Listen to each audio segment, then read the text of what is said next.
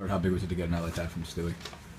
It's Stewie. When Stewie produces like that, and he produced a couple times for us tonight, I know it sends a jolt of energy through our team, and everybody gets excited about the home run. I think what Stewie's been doing is he's been swinging almost too hard. He's been trying to hit balls 500 or 600 feet instead of hitting it 340 feet just over the fence. And I didn't honestly think he got those balls very good. And the ball carries here at right, and he got them both out of the ballpark, and it was good for him. I thought we came up with some clutch. You look at that scoreboard at the end of the game, 11 runs on 10 hits. That's taking advantage of opportunities you're given.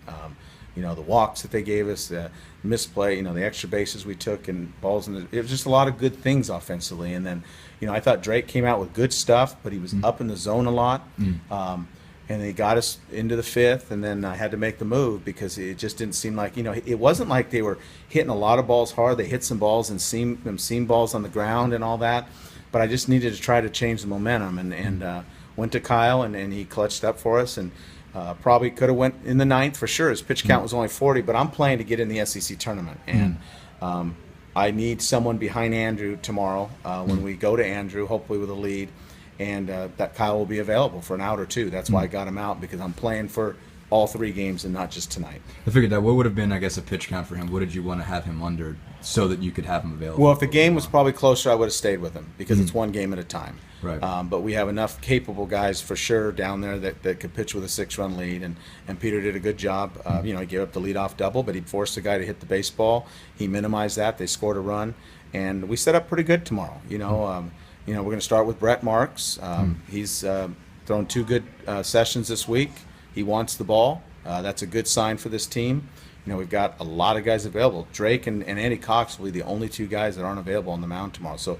So I like our chances tomorrow, but we're going to have to come out and play good baseball. And what I'm excited the most about is that this team has had a lot of struggles this year in a lot of areas. There's been a lot of ups and downs for this team. Hopefully, if the scoreboard stays the same, this team gets to play for something tomorrow. And people could minimize that as much as they want. People could criticize us because, yes, should we be better? Absolutely. But we get a chance to play for a second consecutive opportunity to go to the SEC tournament. That hasn't happened here very often. So as much as people can criticize and say we haven't done, we haven't. But this team is still playing for something tomorrow, and I'm very proud of our guys for that. I want to go back on a bunch of those points. I guess back to Stewie to start. You talked about him trying to hit it 700 feet. Was there kind of adjustment he made today? Because I think the first at bat I saw him pull his head and really try to uppercut, and it seemed like after that he calmed down. Did you see him sort of? Yeah, that's what baseball's about, is making adjustments. I've noticed that with a lot of our hitters. We've made adjustments within at-bats, from at-bat to at-bat. I'll tell you the one thing that has been exciting is the last 2 or 3 days, we've had a ton of guys in the cages before this game, and that hasn't happened throughout most of the year. And these guys know what we're playing for, and they want to be at the best of their game. And Stewie made some adjustments, and he had a lot of success followed him after that. You mentioned Kyle. What did he do so well? What was what was just clicking for him tonight? Well, it's just, we all know his stuff is electric. His troubles in the past have been walks and deep counts. His numbers over the last 6 weeks have been fabulous. I want to say he's somewhere in the 30 strikeouts to 7 walks. That's different for him. That's where his success is coming from now.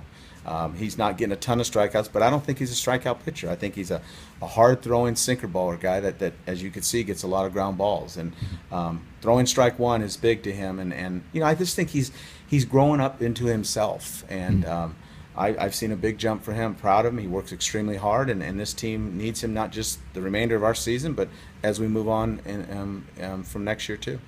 You mentioned Brett. What's what kind of leash is he on? I guess. I mean, you said you weren't sure if you wanted to extend him. If you're going to, obviously you're going to. He'll probably be on a 75 pitch count at the most. I haven't thought about that yet.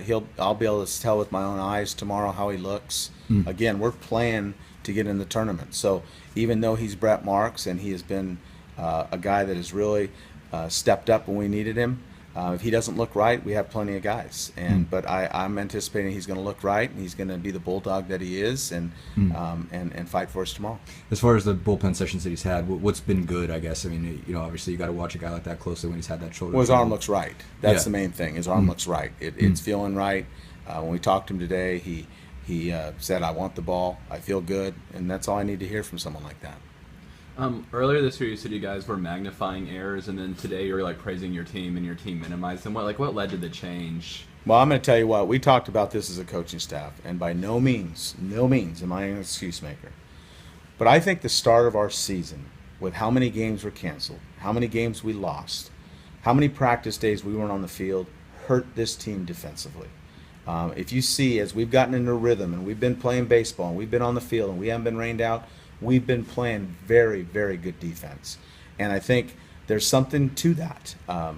We pride ourselves in defense. And it was puzzling to us as a coaching staff, and I know to our players too, of why we came out of the gate not playing good team defense. It wasn't about one area. It was all areas. It was pitchers picking to first. It was infielders. It was outfielders throws. It was everything. And I think I attributed a lot of that to the way the season started with the weather. Again, no excuses. We have great facilities here to get work in. It's just not the same of the speed of the game being out on the practice field every day. And I think the way our team, I think over the last 6 weeks, I just looked at some stats today, we're fielding at like a 984 clip right now over the last 6 weeks. That's what's made playing baseball a lot easier for us. The dugout seemed pretty alive today, like high fives, like encouragement. Do you think like that sense of camaraderie is also, kind of contributed to the great defense you guys have been playing? Well, I think this team has come together over the last few days. I'm proud of these guys. They're playing for one another, again, we're playing for something tomorrow. We can't control what our opponents do, but we get an opportunity to go out, and no matter what happens with our opponent, the other teams, we get a chance to go on a 4-game winning streak that we haven't done all year. And I've said from day one is you want your team playing its best at the end, and I don't think we are playing the best baseball. I hope it's not too late, but we are playing our best baseball right now as a team.